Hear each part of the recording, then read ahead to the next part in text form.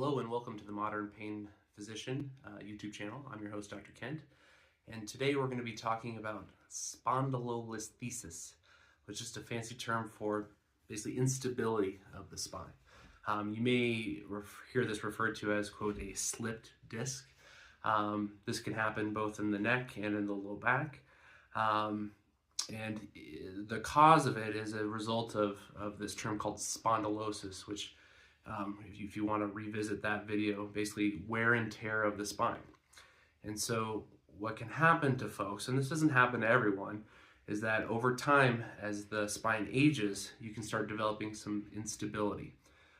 Typically, the bones are stacked right up on top of each other, but if over the course of time, the degeneration or the wear and tear gets to a place where this kind of the stability is weakened, then the bones can start shifting, and they can both shift forward, and that's called anterolisthesis, or they can shift backwards, and that's called retrolisthesis.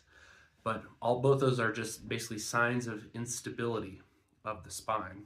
This instability can be static, which means non-moving, or it can be dynamic or moving.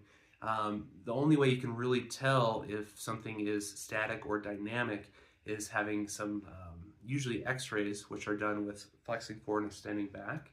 And what the physician can see is with those certain movements, do the bones slide back and forth. If they don't, that would be termed static spondylolisthesis or non-dynamic.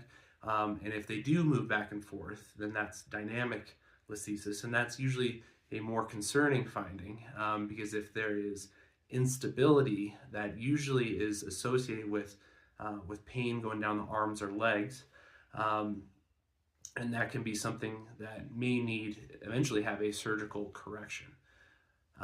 But spondylolisthesis is essentially a term for the bones not perfectly stacked up on top of each other.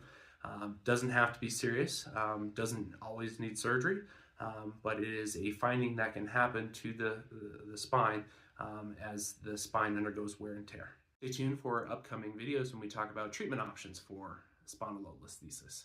And so just look forward for that next video, and we'll talk about the options depending on if there's instability, if there's no instability, and what type of symptoms the patient has, because that often will determine what treatment options we use.